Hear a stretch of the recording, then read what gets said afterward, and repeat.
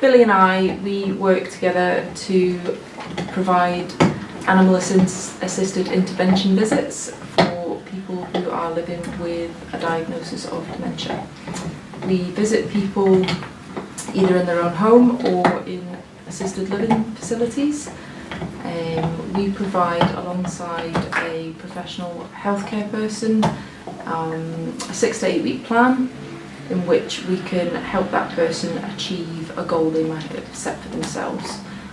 That can range anything from a social goal, physical, cognitive, it could be something to do with their day-to-day routine. So the way we prepare Billy to do these interventions is he's been through a lot of training. In his advanced training, which we've just done in the last 4 months. In the last 4 months, Billy has been learning how to adapt to all the environments that he might encounter when he's out with a person in the community. So we've been visiting local dementia cafes, going on trains and buses, visiting museums and coffee shops and restaurants, all the places that you could think of that a person might want to go. Most of the goals that we've identified so far are that of social goals, so most people would like to get out and about a bit more and bridge some social gaps. So this kind of training that we've been doing with Billy so far will work really well, helping people get out and about in the community a bit more, maybe linking them to other groups or organisations in their local area, so that when the intervention visits stop, they still have something to motivate them to go out and continue that social bridge. He is trained to the same level as any other assistance dog, so he has full public access rights to everywhere that a person might want to go, Billy can go to. A big part of his job is to motivate people to reach an end goal. So to do that, a lot of the things that we teach Billy are fun things, so that people can build bonds with him quite quickly, so then the motivational aspect of his work comes through quite strong. So Billy's trained to do all kinds of tricks like spin and twist, and he'll go and lie on his mat when you give him the command goal. He does a wave, so wave goodbye to people, so all kinds of fun things like that. So alongside the community dog work with Billy, we're also training up dementia assistance dogs, and they are trained alongside Billy at HMP Castle Huntly, which is Scotland's only open prison, and their male offenders are working with our dementia dog team and helping train up Billy with his skills to help someone with dementia, and also the current assistance dogs we have, which are Lenny and Hope.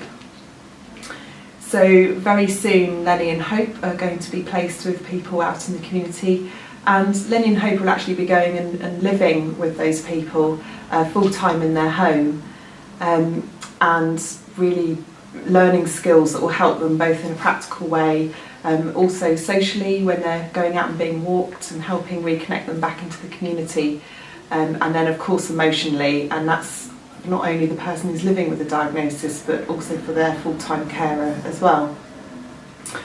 In that sense, in terms of the overall work we're doing through the Dementia Dog Project, the overall aim, whether it's through Billy and his community dog work or through the various assistance dogs that we're placing, is all about empowering people to increase their independence, their self-reliance and their confidence, to feel more reconnected back into their community, living at home independently for longer and living well with dementia.